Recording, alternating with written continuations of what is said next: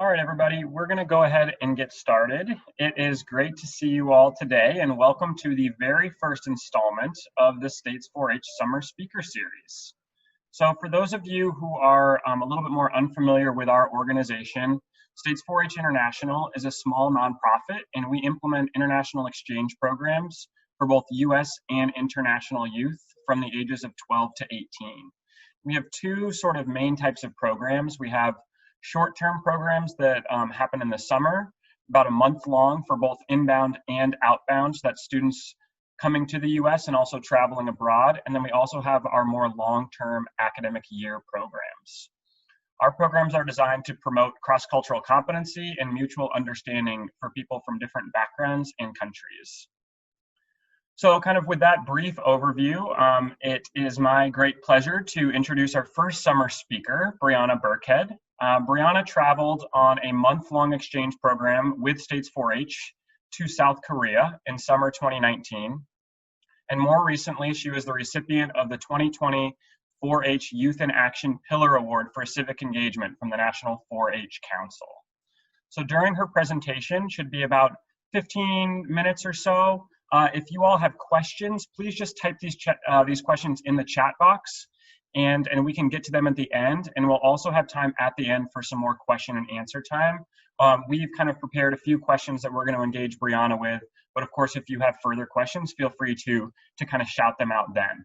So kind of with that as the first introduction, I will turn it over to Breanna.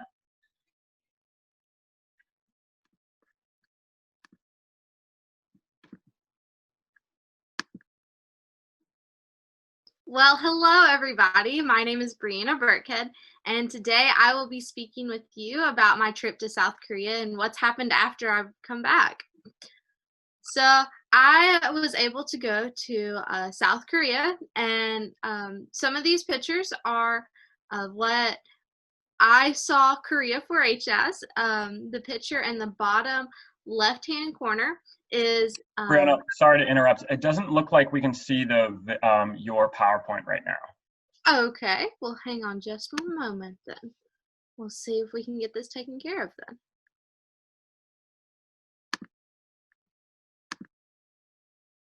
Can you see that?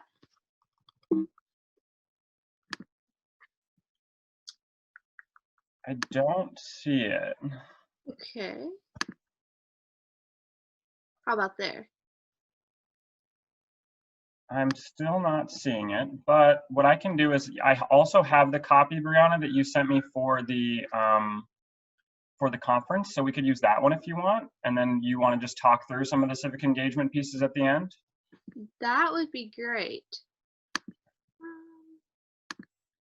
I don't know, because it worked yesterday whenever we did it. I'm sorry it's not working. Oh, it's okay. It's not your problem at all.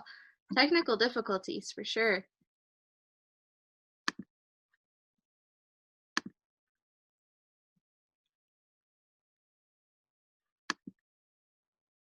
Okay, that's okay. Let's try. Do you see this? I do see that. All right, so let me put it in presentation mode. Does that look like presentation mode on your screen or no? Yes, it does. Okay, great. So go ahead and just tell me when you want me to move forward, okay? Okay, thank you so much. So sorry about the technical difficulties, everybody. Let's start this again. So I was able to go to South Korea in the summer of 2019, and I stayed on the island of Jeju, which is located right below South Korea. And these are some of the pictures of Korea 4-H.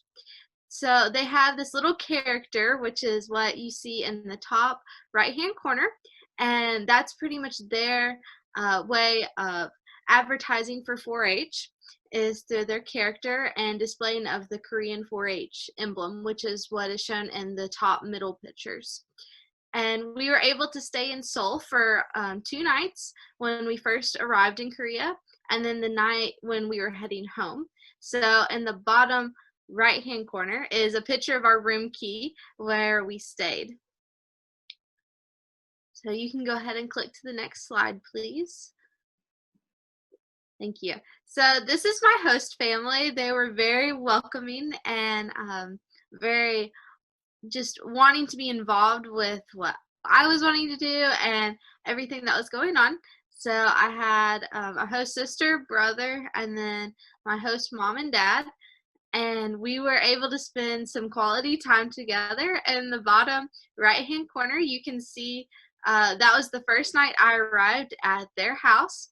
So there I presented them gifts with stuff that happens in America, whether that was ball caps to sunglasses, and they showed me about the Korean 4-H, which is where you take your fingers like so.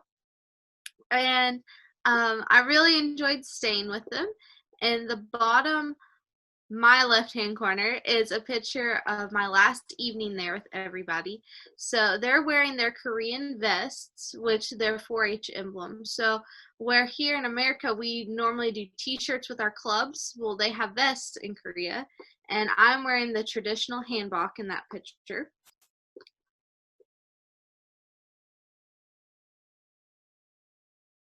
So I spent a lot of time with my host mom and sister, and she ended up giving me a manicure. So we were out on the farm one day, and we were at her little flower garden, and I was helping her pick the flower blooms. And we come back home, and she's like, "Oh, let's paint your nails." So whenever I thought of that, I thought I was just gonna get them painted, and then later on, down the road, I would just take them off, and I could repaint them later. Well, that's not actually the case. So this is a traditional way of doing manicures in Korea. So in the middle picture on the bottom, what happened is there was this little bowl, and we put the flower petals in it with some solid, and it was crushed up to make like a paste. And as you can see in the picture above it, the paste is put on the fingernails and then wrapped around with leaves and twine, and it stays on your hand for 10 hours. So I wore those gloves and sat very patiently on the couch for 10 hours with my host sister. We were able to spend time together watching some television, and for her just sharing about her life in Korea and some of the activities and things she liked to do. So the picture on the far left-hand side is what my fingernails looked like until October. When I came home. So I went to Korea halfway through July, and I came home about in the middle of August. And so my fingers stayed that wonderful orange color until October. It was a nice reminder of my time in Korea and spending that wonderful time with my family. So the culture in Korea is very loaded and very rich. The colorful map of the island was one of many. So everywhere you looked, there was some sort of artwork, and it was all very colorful and welcoming. So something that the island of Jeju was known for was their women divers, and the picture is the monument of the women divers.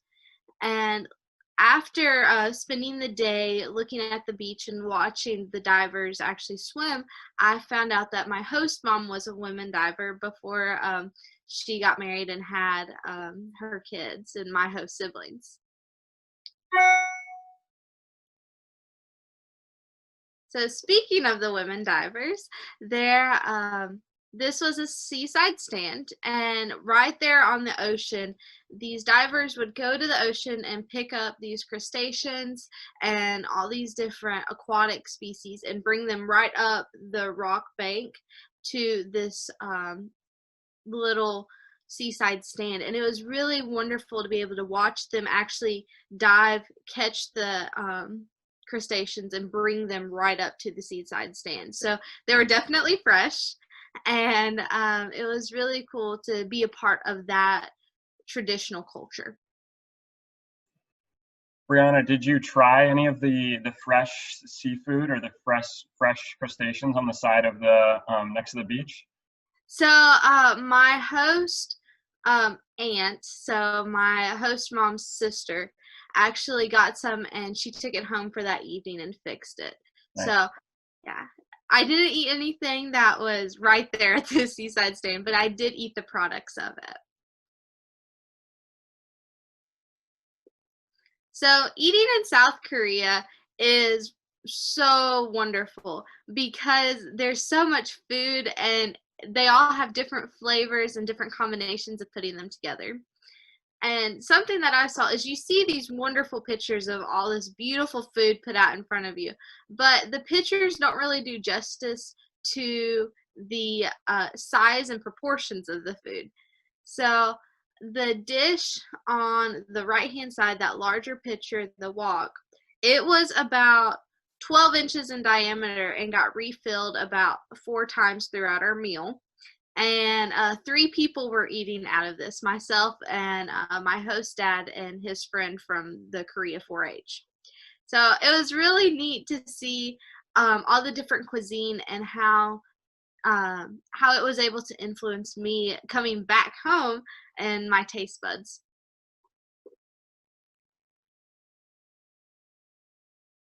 So my host family had a farm, which was really cool because I live on a farm here in Kentucky, and it was neat to be a part of it and see how Korea 4-H Korea in general does their farming practices in addition to America. So the farm actually was several pieces of property around the island, and I was able to visit 4 of the different properties and be able to help out in their greenhouses and help my Oma, which is in the bottom left-hand corner. She was watering the greenhouse, so it was really cool to be able to experience that time. Breanna, maybe you want to describe like what's an umma or who is an umma? Oh, so Oma was the Korean term for mom.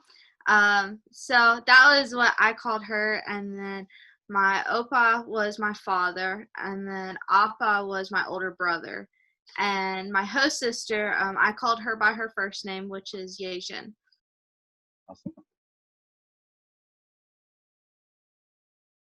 So I was able to visit Holland Park, which is an international park, and as you can see from the picture on the right-hand side, that's the different countries that help contribute to the park actually coming about and being founded.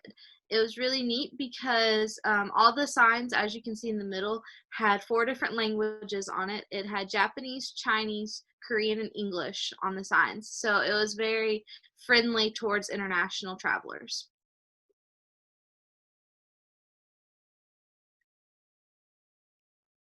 So I wanted to thank States International for this opportunity, and now I'm going to spend a little bit of time of talking about my civic engagement now that I've come home, if that's okay with you guys.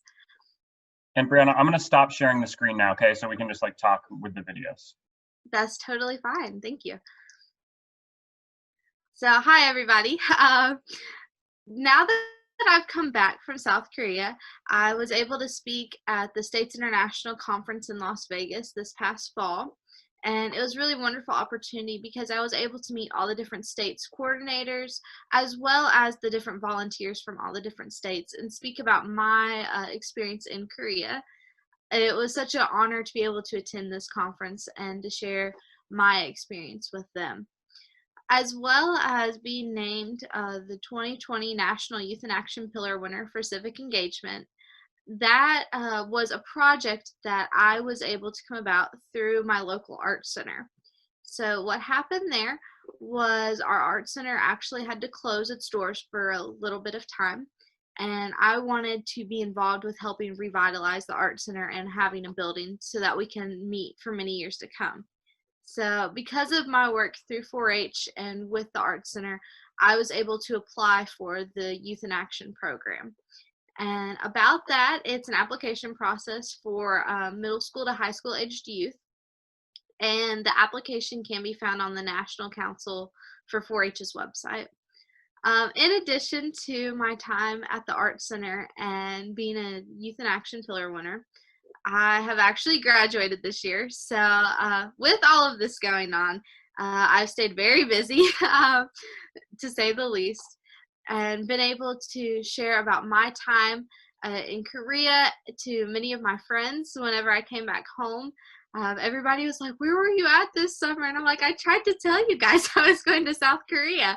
And so coming back and being able to share that experience and encouraging others to be a part of this program is really important to me, because I think everybody should be able to have that global diversity and global mindset when it comes to things. Awesome. Thanks so much for sharing, Breanna. I think that um, we have a few questions maybe that we can ask just a little bit more about your exchange experience, but also a little bit more about your civic engagement here in the US.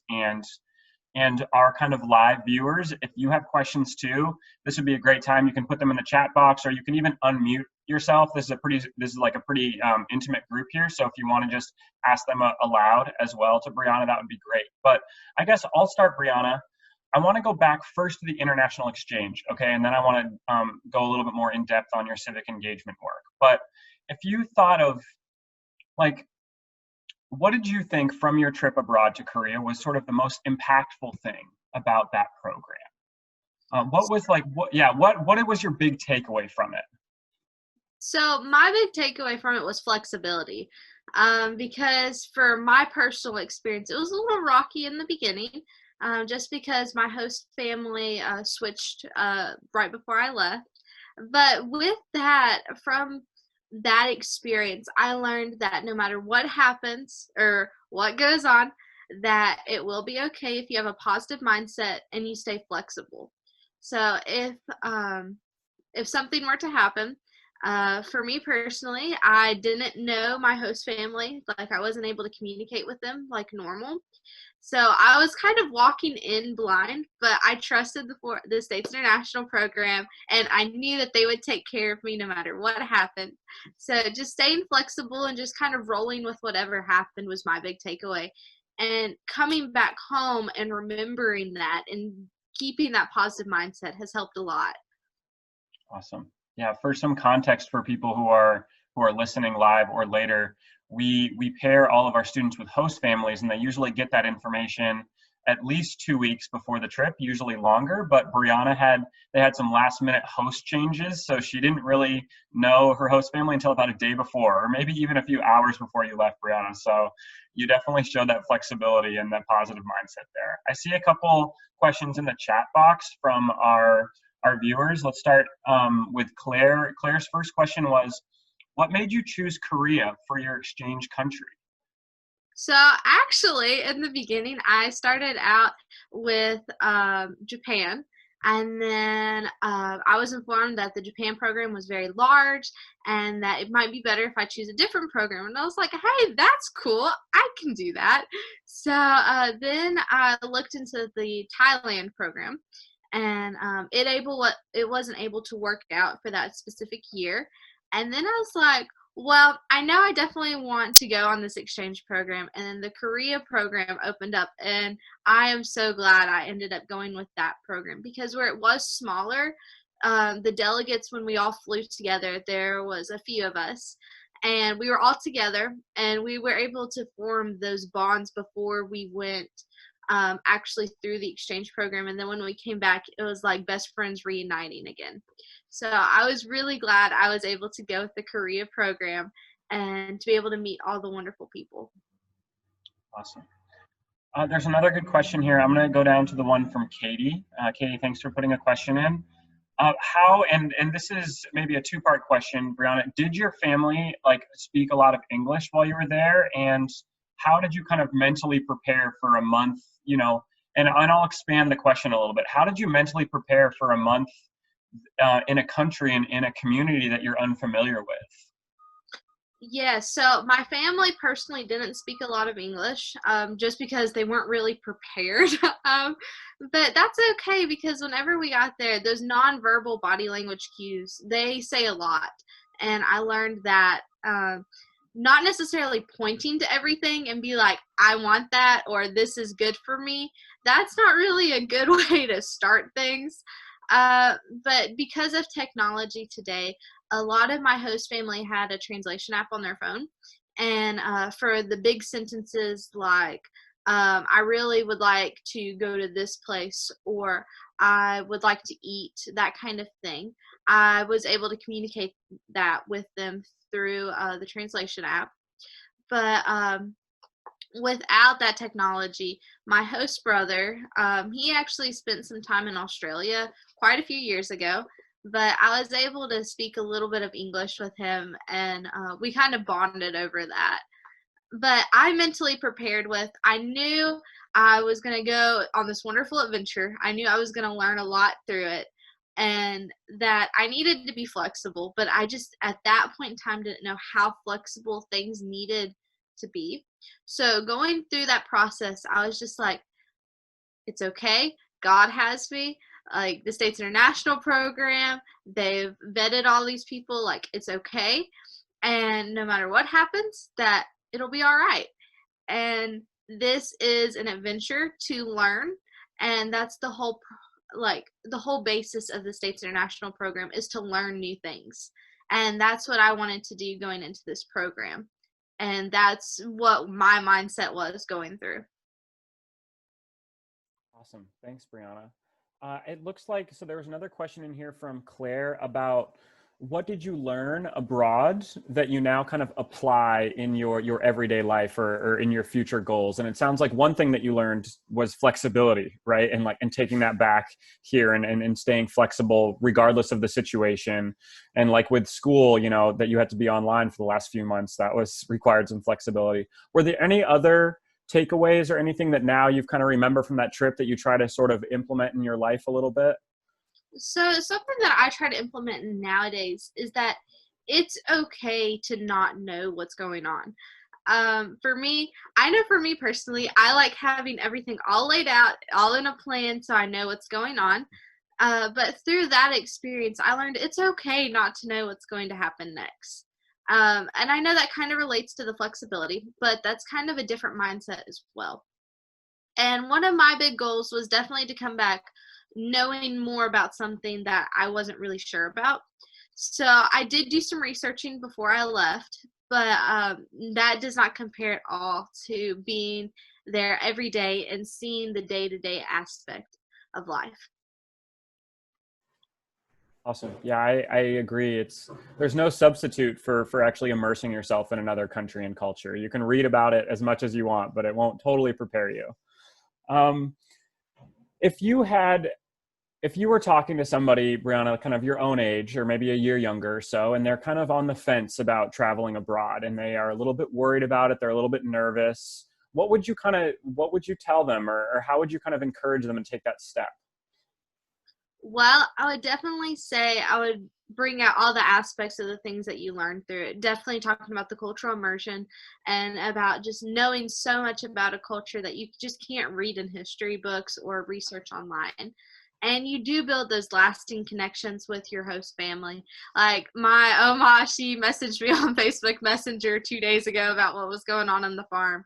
And Minji, she messaged me all the time about what kind of coffee she's drinking or what's going on in her day-to-day lives. And Yejin, my host sister, she'll let me know what's going on with her art and with her going to university. So being able to just make those lifelong connections with your host family and being able to know that it's okay to go ahead and put yourself out there to learn more in a safe environment. And that's what the States International program is all about, is learning, but being in a safe environment while doing so. Awesome.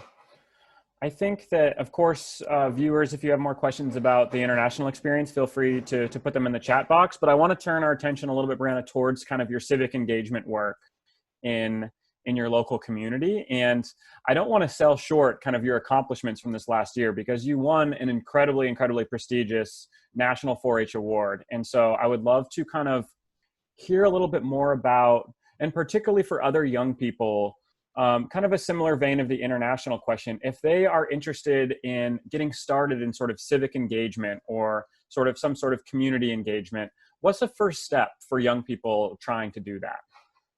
So for me, my first step was I actually found out about the art center and I was like, hey, I want to do something about this. And so something that I learned attending one of the other states conferences for Minnesota is anybody can be a change agent. And a change agent is somebody that goes out and makes change in their community. So no matter what your age is, whether you're 5 years old or 95, you can be a change in your community. So that's seeing a need and taking your skill sets and being able to apply them to working for the better. For me personally, that was seeing the art center, speaking up at that town meeting, being like, hey, we need to have an art center, and I'm happy to help with that. And then 2 years down the road, having a building, being able to renovate it, get it ready for studios, and then have it open to the public all within a 2 year span was definitely a whirlwind.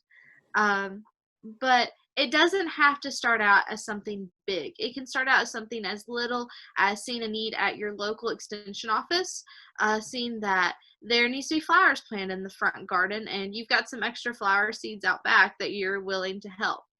Or whether that be going up to the local animal shelter. I know that's kind of a go-to civic engagement program, but there is so much more out there with helping your community. For me, when I started, I didn't think I was going to win this big national award. I just wanted to start out with helping my art center. So that can show you how you personally can grow through a project as well as growing your skills around you. Awesome. Thanks, Breanna. Is there, through this process and you getting more involved civically in the last few years in your community, is there somebody you've kind of like looked up to or kind of followed their example or followed in their footsteps at all in sort of this sort of work? Well, with the civic engagement stuff, I definitely look up to our art center director, Miss Bobby Gale. She puts her heart and soul into this art center all the time, and just seeing her heart and soul and wanting to help others, that has definitely impassioned me, as well as my 4-H volunteers and my state coordinator, Dr. Rachel Noble, and them, just because over the past few years they have poured their life and all the different skills and knowledge into me. And so for me personally, taking all of that knowledge that's around me and being able to actually apply it has been such a great honor, as well as just learning myself, and that it's okay sometimes to not achieve everything that you want to. And that's okay sometimes, because it's better to learn than to win all the time, for sure. Nice.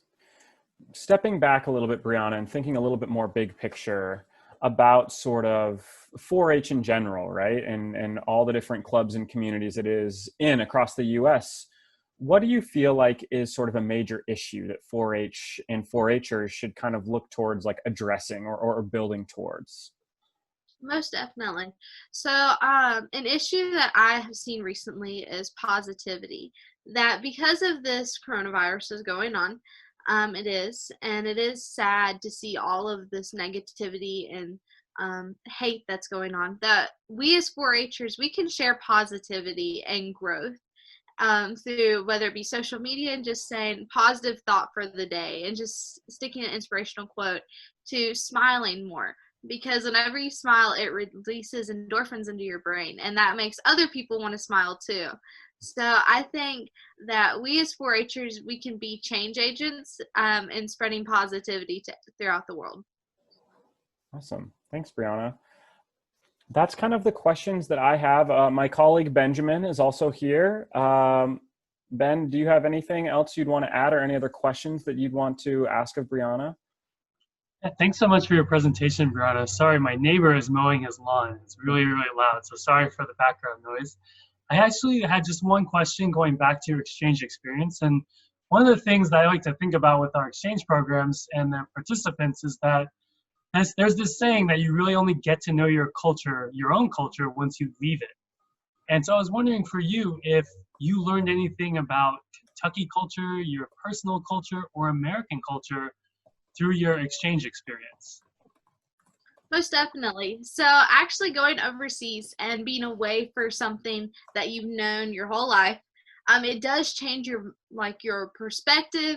It changes what's normal for you. So after I came back to America, I noticed a lot that I did a lot of like Korean hand signals, if that makes sense. So like for Americans, whenever we say come here, like it's the one finger with the crook, like come here. But in Korea, it's like more behind you, and it's, yeah. So I I noticed I did that a lot with my younger siblings, just like, hey, mom wants you, like, come on, that kind of thing. Or whether I was eating. So the tables, they're more like coffee tables, and you sit on the ground and then you eat at the coffee table level. Well, coming back home, I noticed a lot that I would pick up my food and like kind of lean over my food to eat rather than like sit up and fork to the mouth kind of thing.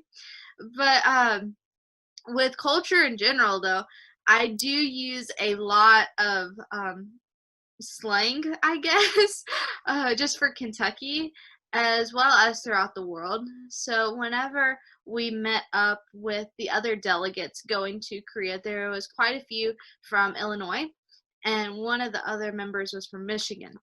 And I'm sure Max can say to this, whenever I walked into that first room, I said, yes, ma'am, no, ma'am, and y'all a lot.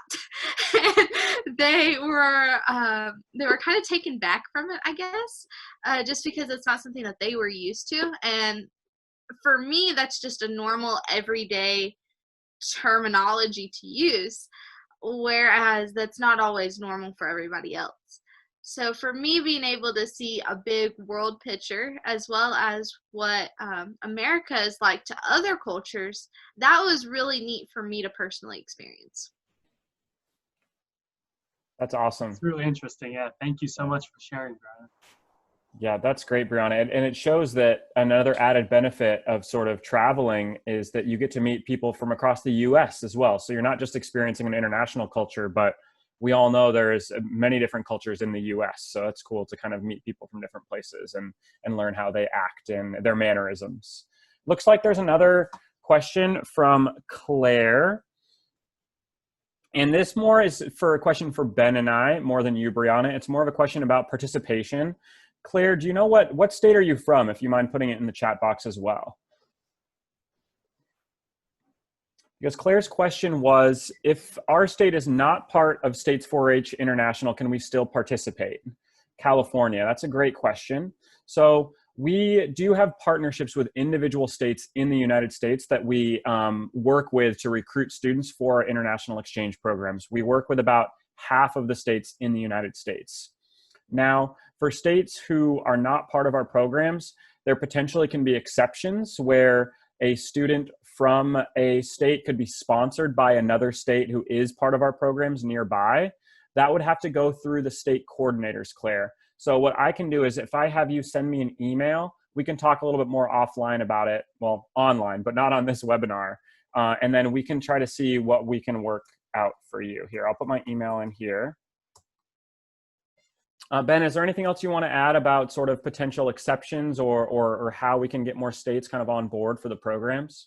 Yeah, we get contacted quite a bit by families in California and youth in California who are interested in getting involved with these programs. And it actually, any advocacy from interested families or youth is really important. And so just kind of working your way up the 4-H communication ladder, we do ultimately want to get the buy-in of the land-grant University of 4-H. Oh, that's perfect. So Claire wrote that she wrote a letter to her state coordinators, and so that's perfect. Just contacting your state program leadership and letting them know that there's interested families in your state. That's probably the most effective way to get the ball rolling. And so we appreciate your advocacy on our behalf and hope that we'll get programs started in California soon. It's long overdue for us. So yeah, we'd love to bring California on board. Awesome. Well, it looks like we can wait a few seconds here to see if there are any other questions from the participants online right now. But other than that, Breanna, thanks so much for kind of sharing your story, both about your civic engagement in here in the U.S. as well as your travel abroad. They're both very informative. Yes, thank you so much for having me. I just love speaking about this wonderful program and how it can help others. Awesome. Well, with that, of course, if you do have other questions, you can always email me. I put my email in the chat box. It's ob@states4h.org. And if you have further questions for Breanna, just send them to me and then I can connect with Breanna to make sure we get those questions answered. But we've also recorded this whole webinar, so it will be available on our YouTube channel that we are building, and we're moving videos online. So thanks, Breanna, again for your time, and we appreciate everybody being here today. Awesome. I'm gonna end the video now. Thanks everybody. Bye.